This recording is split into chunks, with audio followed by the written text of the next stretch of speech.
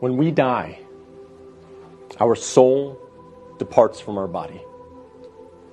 And the soul goes on a journey that has many stages to it.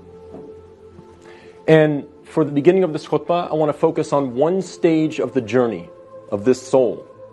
And that is when the soul descends into the grave to be reunited with our bodies. And when the soul is coming down, it witnesses the janazah, the funeral. And your body is laying there on the ground, wrapped up, getting ready to be buried.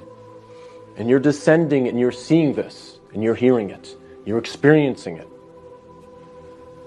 And when the people then take your body and place it in the grave, your soul descends in there, into the grave, to be reunited with your body. And then your loved ones, your friends who were there at your janazah, they will start shoveling dirt, start picking up dirt with their hands and placing it in the grave, throwing it on top of you, and you will feel it fall on top of you. And they will do this until you are completely covered up. And you will be there in the grave, covered up, and you will have consciousness. You will be alive. Not physically, obviously, but your soul will experience this. And then after your family makes some du'as, and they say some nice, kind words about you, they'll walk away. They'll leave. And you will hear their footsteps, as the Prophet, peace and blessings be upon him, said, that you will hear their footsteps as they walk away. And you will be there alone, in the grave, by yourself. Darkness, silence. What happens at that point? Two angels come to you, Munkar and Nakir. And they ask you three questions.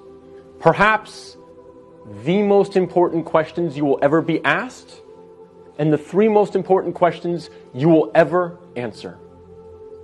And those questions are, what is your deen? Translated as, what is your way of life or your religion? Who is your prophet? And who is your Lord? Not necessarily in that order, but those are the three questions.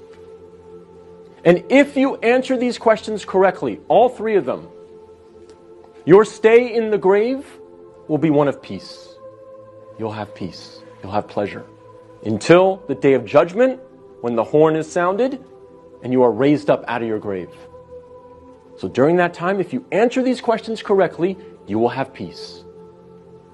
But if you don't answer these questions correctly, all three of them, your stay in the grave will be full of pain. So we must answer these questions correctly. But here's the problem. A lot of us say to ourselves at this point, I'm good, because I'm a Muslim. And I know the answers to these questions, and I'll answer them correctly. This is a problem. This is called being overconfident. Because, as many of the scholars say, the answer is not given with your tongue.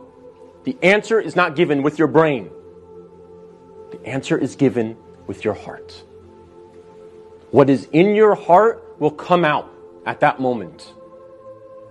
And so if you lived your life not praying, not striving to implement Islam, not striving to understand the Quran to the best of your ability, if you spent your life not really striving to be a Muslim, a true Muslim, trying to practice, then Islam really was not in your heart.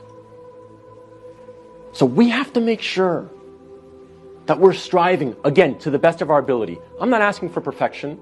I'm not asking for scholars. I'm not asking for you to be of the best character like the Prophet, peace be upon him, but we must strive for it. So that on that day, when these angels come to us and they ask us these questions, what is in our heart will naturally come forward. The answers, the correct answers will come forth. And not the answers of, I was striving for something other than the pleasure of Allah. So we have to make sure that Islam is in our hearts, not just on our lips, not just in our mind.